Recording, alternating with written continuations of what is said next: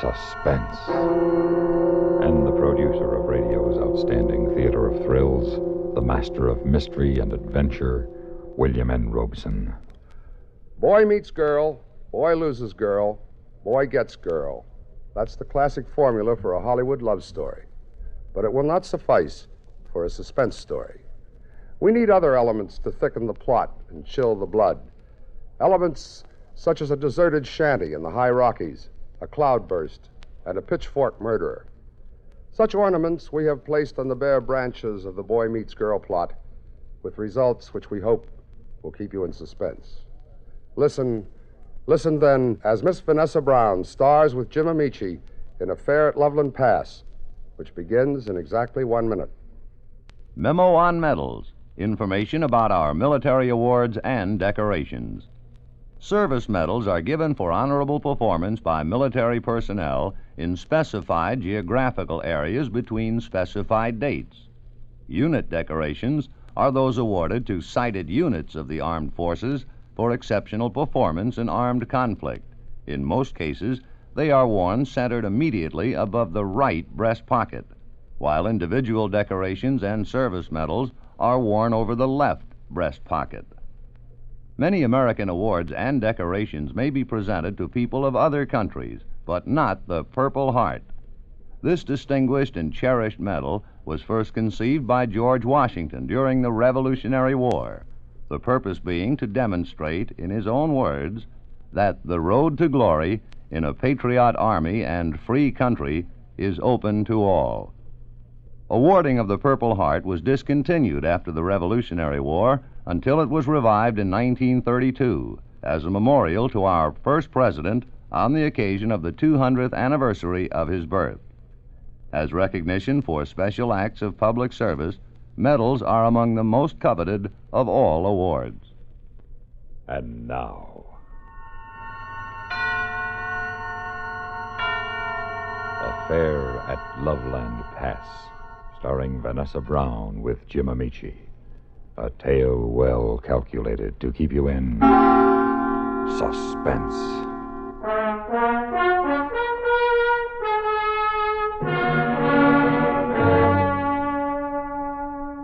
Now, I'm not exactly what you could call a rugged outdoor type. But when an old college classmate of mine invited me to spend my vacation with him on a packed trip in the Rockies, it sounded like fun. So I stocked up on camping equipment at Abercrombie & Fitch in New York and headed west. 5 days later, I was climbing through the pines and aspens of Loveland Pass west of Denver. I was above timberline when I rounded a curve, and there in front of me was a parked car and a figure beside it waving frantically. I had been warned by the auto club not to pick up hitchhikers or stop for strangers, and I was about to drive right on by when I noticed that it was a girl. A very pretty girl, and she seemed to be very frightened. So, against my better judgment, I stopped. Hello, what's the matter? Oh, thank heavens you came by. Oh, I'm so scared. What's the matter? I don't know. My car won't go. I've been sitting here for nearly an hour. You're the first car that's come through. Yes, this is a pretty lonely road. I was listening to the radio about that murderer. The fellow with the pitchfork? Yes. How did you know? I heard about him down in Idaho Springs. They have a real Wild West posse looking for him. Cowboys on horses. They'll never catch him. The radio says he stole a car. I was afraid when you came along you might be him. And then I saw your New York license plates. He stole a car with Wyoming plates. A 53 Mercury coupe. Well, you have nothing to fear. This is not a Mercury, and as you yourself have noticed, the license plate's in New York. Yes. Are you from New York? Yes. New York City? Manhattan Island, right in the middle, 55th and Park. Gee, I always wanted to see New York. It's quite a town. Bet it is. Now, what's the matter with your car? I don't know. It just stopped. I don't know the first thing about automobiles. Neither did I, but somehow I didn't want to admit it to her. Because, well, she was so pretty.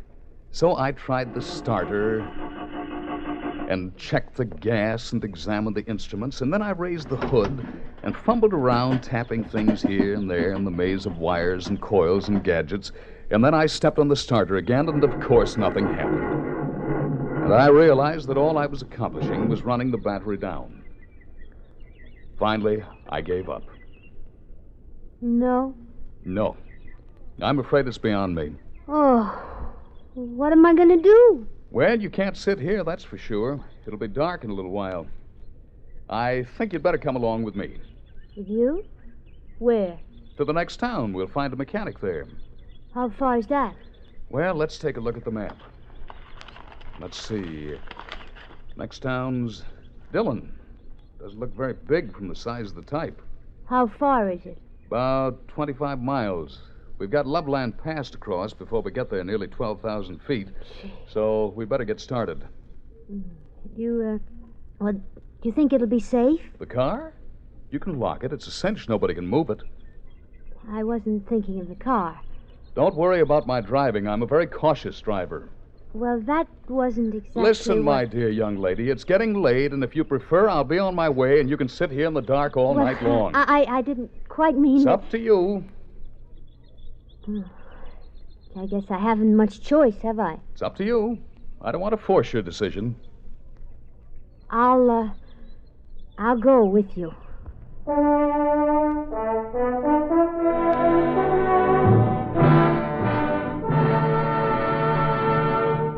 In a moment, we continue with the second act of Suspense.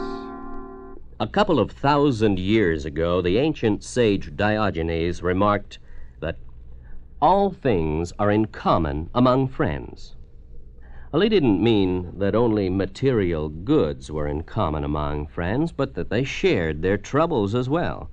For a long time, the United States Armed Forces have been a friend in time of need, during fires, floods, and pestilence all over the world. Many peoples of the earth have come to believe in the friendship which the U.S. military personnel have spread for so many years, and the calls for help they answer in time of personal emergency, a response which has always been immediate. Not long ago, a Korean Buddhist nun was suffering from beriberi, an advanced form of acute malnutrition. But she was living in an isolated monastery deep in the Korean hills and valleys. Her sister nuns contacted the nearest Army Signal Corps relay station, and wheels began turning. In no time, an Army helicopter landed at the station's helipad. American soldiers carried the stricken nun to the copter. She was flown to a waiting ambulance and whisked away to the hospital. Her recovery was rapid, thanks to the United States Army, her newfound friends. Army helicopter men helped in many other ways. Over the 108 islands of the Ryukyus that spread from southern Japan to northern Formosa, Army helicopters are constantly whirling their blades as they hop from one island to another on missions of mercy.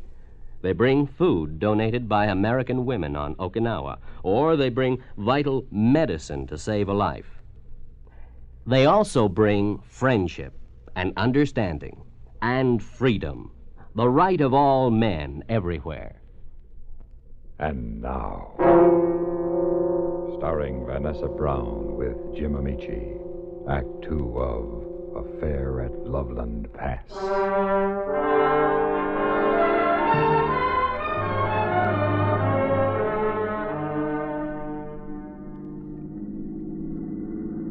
You were right.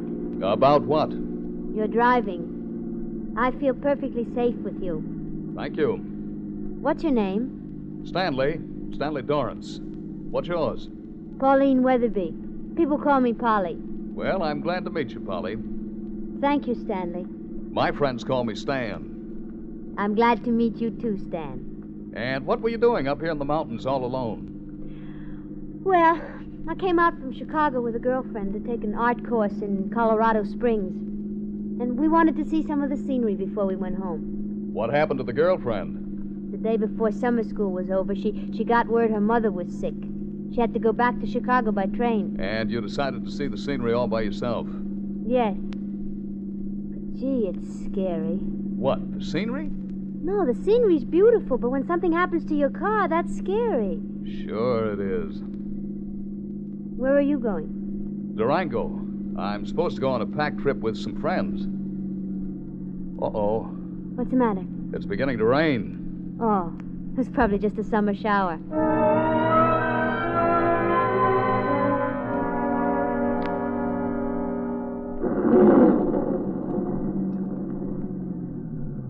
Well, this is just silly. This is no summer shower. It's a cloudburst. Why are you stopping? I can't see to drive. I am sorry.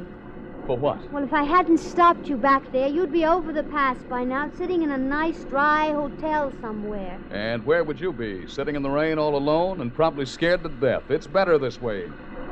You know, you're a very nice man. Thank you. I don't know what I would have done if you hadn't come along. Yeah. Hey, well, what do you know? What? Off to the side of the road, a shanty. Where? Wait till I train this spotlight on it. There. Oh, yes. Hey, maybe the people let us in till the rain stops, huh? I doubt it, Why? because there's nobody there. Well, how do you know? Look at it. Windows broken, door wide open. It's deserted. Oh. But I'll bet it'll be drier than this car. Here, wrap my coat around you and we'll make a dash for it. Do you think it's safe? Sure, why not? I don't know. It's scary. It's also dry. Come on.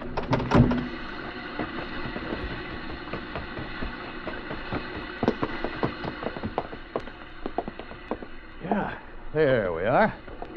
How about this? Not a leak. Oh, scary. Oh, Polly, everything's scary to you. Here, I'll flash the light around. See? Nothing to be scared of. Fireplace, broken down chair, rickety table. Regular little gray home of the West. Oh, Stan, look. What? Those eyes over there. It's a wildcat. Where? Oh, silly. It's only a rat. Not a sewer rat, a pack rat. Haven't you ever heard of pack rats? No. They're quite harmless. He's much more frightened of us than we are of him. How do you know? I read it in a book. Oh, Hungry? a little. Well, I think it's time we had some dinner. Dinner? Where? Right here. What are we going to eat? Pack rats? No, I've got some canned goods out in the car and some other stuff. We can be quite comfortable here. All night? Well, until the rain stops, you wait here. Wait here? Alone? All right, then. You keep the flashlight. I'll be right back.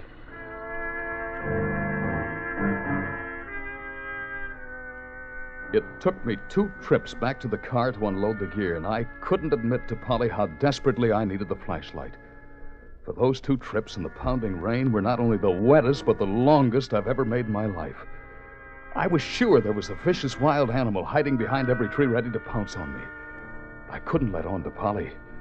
After all, she was more scared than I was, if that were possible.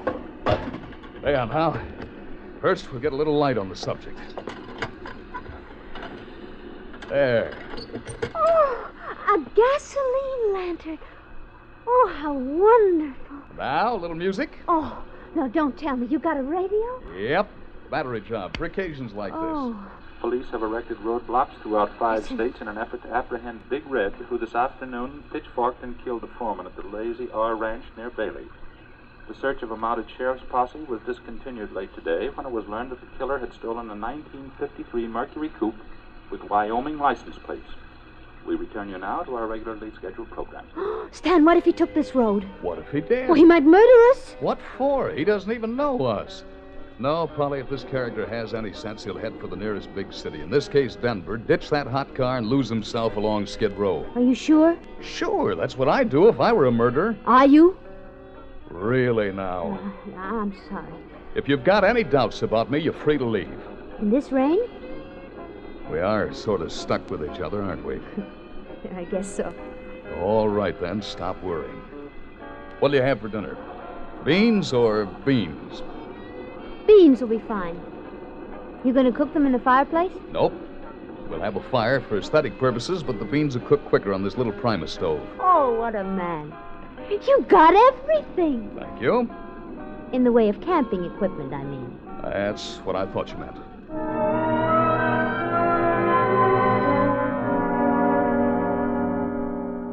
More coffee? No, thanks.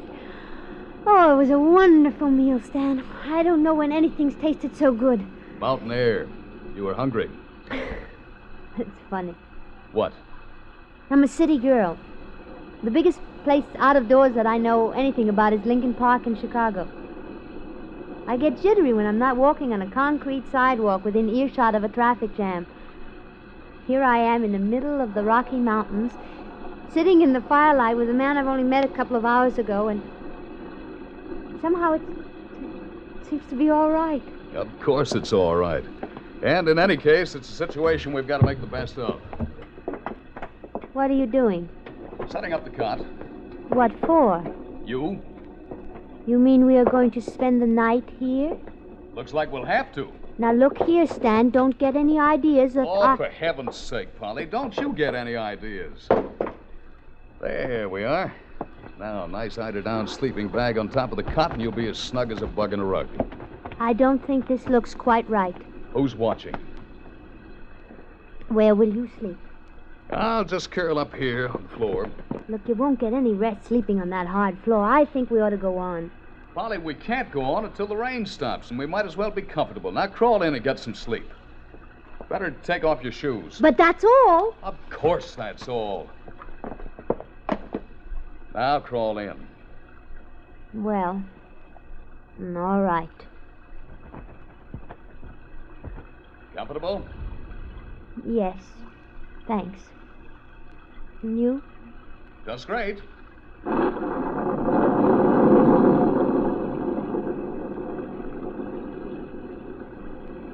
Stan, Yes?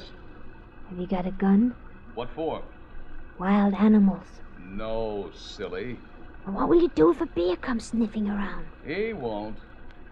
How do you know? This country's too civilized nowadays. Why, they even have a television tower on Lookout Mountain where Buffalo Bill is buried. Oh.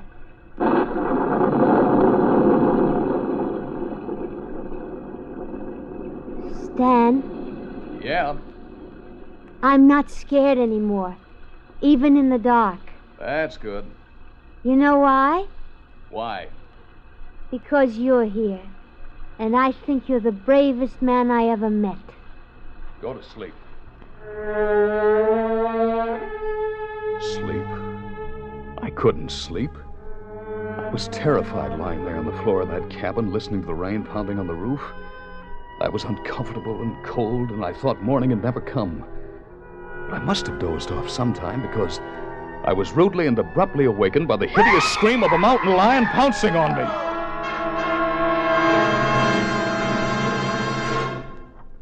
In just a moment, we continue with the third act of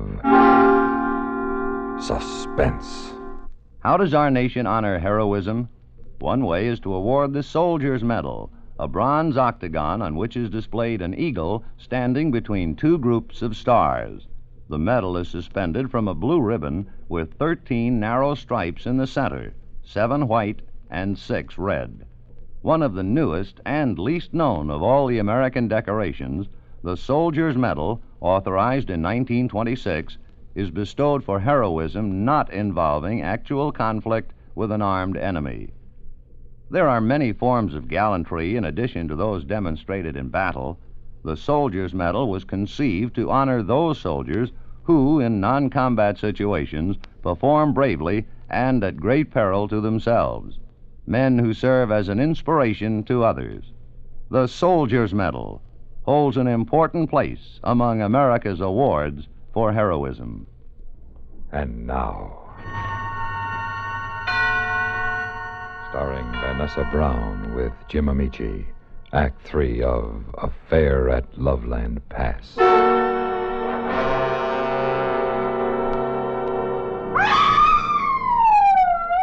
I was sure I was being attacked by a mountain lion until I realized that it was fully clothed.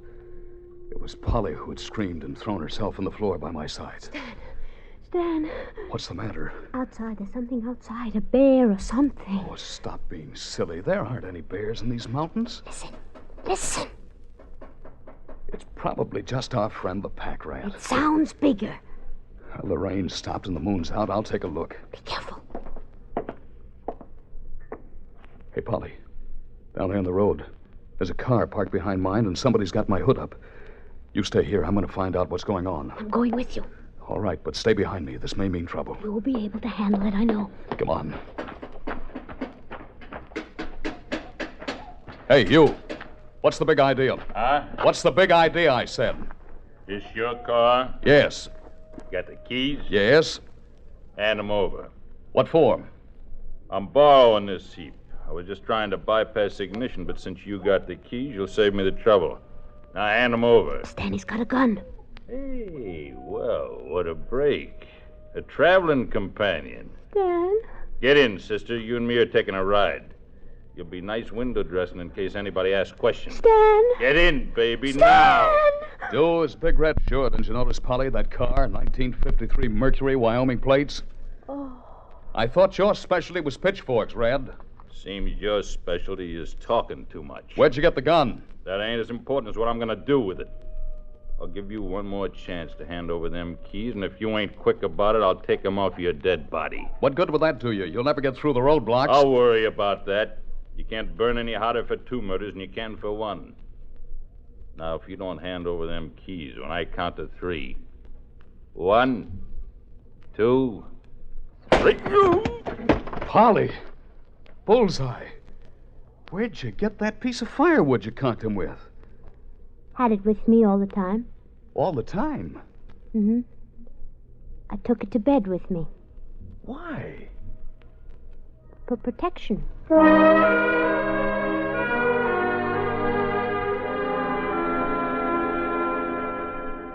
Well, you two young people are to be congratulated. Thank you, Sheriff, but it's really Polly who should get the credit. He'd have plugged me if she hadn't conked him on the noggin. Still, it takes a lot of courage to stand up before a dangerous killer like you did. That's not all, Sheriff. You should have seen him in that cabin. He went right off to sleep on that hardwood floor without a thought for mountain lions or bears or anything. Oh, well, I tried to explain to her, Sheriff, that there aren't any wild animals in these mountains anymore. What? Well, there aren't, are there? Why, the bears come down and raid our garbage cans almost every night. They're a pesky nuisance. And up there near that shack where you were, my deputy Luke Johnson shot a 150-pound cat just last week. Sheriff, I wonder if you could get me a glass of water. I feel a little... Why, sure. You just sit there quiet. I'll be right back. What's so funny? Well, then you were scared, huh? Just a little bit? Terrified. Every minute. Oh, darling, I'm so glad you're human.